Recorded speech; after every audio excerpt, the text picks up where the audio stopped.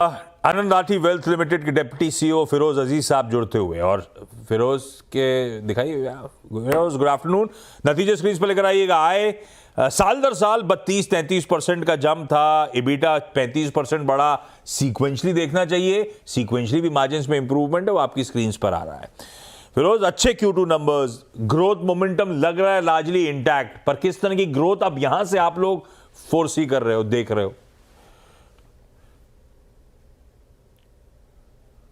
देखिए, हमारा बिजनेस काफी सिंपल है। हर क्वार्टर बोरिंग सेम चीज ही रहती है। हम हमारा बिजनेस जो है 20-25% से ग्रो करने की उम्मीद रखता है 10-15 साल के लिए, ये हमारा मानना है। जाहिर सी बात है, हम अभी तक इतने मेच्योर नहीं हुए, इसीलिए 30-32 की ग्रोथ आ गई है। फर्स्ट क्वार्टर में ऑलमोस्ट 35% की ग्रोथ, फर्स्ट हाफ ईयर में इस साल लास्ट ईयर के मुकाबले 35% की ग्रोथ आई है पैट, पीबीटी और ईपीएस में। और एयूएम में क्लोज टू 57% की ग्रोथ आई है। तो ये बेस छोटा है हमारा। अब हम प्रॉफिट इस फर्स्ट हाफ ईयर की 150 करोड़ पे पहुंची है। इसी हाफ ईयर में लास्ट ईयर 111 करोड़ थी। और रेवेन्यू जो है 368 से बढ़ के 495 करोड़ की रेवेन्यू पहले हाफ ईयर में आई है।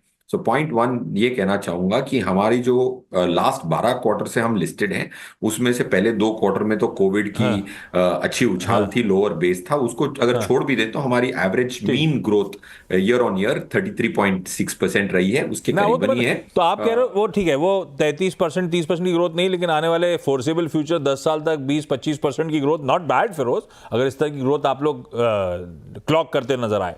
अच्छा, जिस तरह के रेगुलेशंस, जिस तरह के कंप्लायंस बढ़ रहे हैं, क्या कुछ स्प्रेड्स पे, मार्जिन्स पे आने वाले समय में दबाव देखने को मिल सकता है यहां से?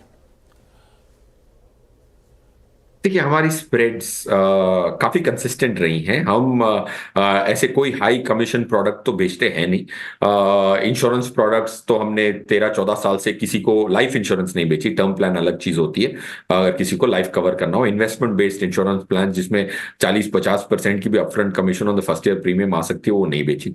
पीएमएस एआईएफ जहाँ पे कमीशन की थोड़ी रेगुलेशन कम है म्यूचुअल फंड के मुकाबले, वो भी नहीं बेची 12-13 साल से। और क्योंकि हमारे पोर्टफोलियो, मेरे पोर्टफोलियो में for example equity mutual fund, structure products और डेट म्यूचुअल फंड के अलावा कुछ नहीं है। तो क्लाइंटों के पोर्टफोलियो में भी वही है। तो इक्विटी म्यूचुअल फंड में हमारी आफ्टर जीएसटी की कमीशन भी अगर मैं ट्रांसपेरेंटली बताना चाहूँ तो 1.08 1.09 है। और ये मेरे हिसाब से लोअर एंड है। दो हम एक ही कंपनी है, one of the few companies हैं जो सेबी ने ट्रेल मैंडेटरी करने से पहले ही हम खुद ही ट्रेल में 2016 में चले गए थे।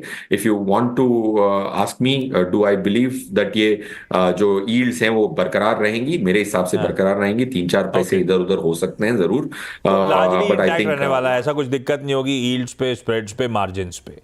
अच्छा Firoz, markets near record levels हैं, तो आप अपने क्लाइंट पोर्टफोलियोज में कोई बदलाव कर रहे हो? क्या ऐसा हो रहा है डेट की तरफ, या स्ट्रक्चर्ड प्रोडक्ट्स की साइड थोड़ा सा तवज्जो ज्यादा देना शुरू करा है?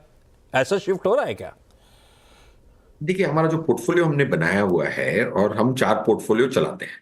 11% की रिटर्न की उम्मीद मिनिमम बीटा में क्या हो सकती है? 12 मिनिमम बीटा, 13 मिनिमम बीटा, 14% की compounded return on overall portfolio minimum beta क्या हो सकती है? हम हमारे पोर्टफोलियो 0.5 से 0.6 निफ्टी पे बीटा चलते हैं, मतलब 40% निफ्टी से कम रिस्क पे ही चलते हैं हमेशा, और रिटर्न को कॉम्प्रोमाइज करे बगैर। इसीलिए स्ट्रक्चर प्रोडक्ट को हम प्लान भी कहते हैं। This is the current construct. बिल्कुल आप सही फरमा रहे हैं कि मार्केट पीक्स पे है, तो उसकी जो रीअलाइनमेंट है, देखिए अगर किसी ने पोर्टफोलियो चालू किया हो 50-50 से, डेट और equity, I am just simplifying the argument, 50-50 से चालू किया हो, तो जाहिर सी बात है अगर लास्ट मार्केट एक साल में 28-30% बढ़ गई निफ्टी, और 40% ब्रॉडर मार्केट भी बढ़ गई, तो जाहिर सी बात है कि डेट तो 40% बढ़ेगा नहीं, तो इक्विटी की मात्रा बढ़ के 60 हो गई होगी और डेट की 40 हो गई होगी। Is this a good time to realign back to the same proportion? The answer is yes. तो हम रीअलाइनमेंट जरूर कर रहे हैं, क्योंकि मार्केट की मार्क टू मार्केट ज्यादा है डेट के मुकाबले और स्ट्रक्चर प्रोडक्ट के मुकाबले। और डेट हमारे हिसाब से एक इररेलेवेंट एसेट है फॉर इंटरजेनरेशनल वेल्थ। हम वैसे क्लाइंट्स के पैसे लेते ही नहीं है, या लेने की ना कोशिश करते हैं कि भाई जिनको 5 साल में पैसा चाहिए, 2 साल में पैसा चाहिए। हम वही पैसे को हाथ लगाने की कोशिश करते हैं जो इंटरजेनरेशनल हो। किसी के पास अगर 20 करोड़ रुपया है परिवार के पास, तो शायद ही उनके जो 20 करोड़ रुपए जो 10 सालों में 80 करोड़ हो सकते हैं 15% की ग्रोथ में, वो खर्च इस जन्म में होने से रहे। तो अगली अगली जनरेशन ही स्पेंड करती है। तो तो ये इंटरजेनरेशनल वेल्थ में तो डेट के ठीक है, प्रोपोर्शन फिरोज का 10 धंधा हमारे लिए 15%। है नहीं, मतलब पहले 20 करोड़ रुपए हो, अगली जनरेशन के लिए वैल्यू क्रिएट करनी हो, इस जनरेशन की जरूरत ना हो, उसी तरह के क्लाइंट्स के पैसे लेते हैं भाई फिरोज। फिरोज जाते जाते क्या कोई कोलैबोरेशन, क्या कोई जेवी वेवी करने का मन? आपके जैसे आपके कुछ पीयर्स तो जैसे वो एएमसी लाइसेंस वगैरह अप्लाई कर रहे हैं, आप लोग का कुछ मन वन डाइवर्सिफिकेशन का, कोई नए बिजनेस में उतरने का? देखिए आज मैं आपको पूरी चीजें नहीं कह सकता, बट मेरे हिसाब से जब बहुत जरूरत हो तो आप बैकवर्ड इंटीग्रेट करें। हम बैकवर्ड इंटीग्रेट स्ट्रक्चर प्रोडक्ट में ग्रुप कंपनी के स्ट्रक्चर प्रोडक्ट होते हैं, क्योंकि कोई क्रेडिबल इशूअर हमें कंसिस्टेंट सप्लाई देने के लिए नहीं मिलता मार्केट में, क्योंकि वो स्ट्रक्चर प्रोडक्ट रेज नहीं करना चाहता, वो प्लेन बॉन्ड यूज करना चाहता है। जिस जो रेज करना चाहता है उसको मैं पैसे देना नहीं चाहता, क्योंकि विश्वास कम है। Right, so point I am trying to make is manufacturing तब करें जब बाहर से कोई और ना मिले आपको वही चीज मिलने के लिए। आज अगर 43 44 एएमसीज हैं, टॉप 5 एएमसीज में अगर मैं लॉन्ग इक्विटी की जो काम है वो मैं डेलीगेट कर सकता हूं, तो मैं खुद नहीं करूंगा और उसका सिर्फ डिस्ट्रीब्यूटर बनूंगा। और सिर्फ हमारी एक बैकवर्ड इंटीग्रेशन का एक बहुत स्ट्रांग पर्पस होना चाहिए, पर्पस है, specially after the budget 50AA का जो अमेंडमेंट है सेक्शन का, उसकी वजह से है पर्पस, बट आज शायद पर्पस ना हो। बट अगर there is a need we will do that to get into manufacturing, but looks very unlikely at this stage. और सेकंड रहा सवाल फॉरेन टाइप्स का, हमारा ये मानना है कि जो चीज आपको समझ में आए वही करें और जितना डीप जा सके वो करें। तो हमारी 145 लोगों की रिसर्च टीम और प्रोडक्ट टीम आज तक इंडिया मेरे हिसाब से पूरी तरह से समझ नहीं पाई है। तो मैं बाहर टाइप करूंगा और अपने रिश्तों को बाहर रेफर करूंगा तो बड़ा भय लगता है, इसीलिए हम इंडिया स्पेशलिस्ट हैं।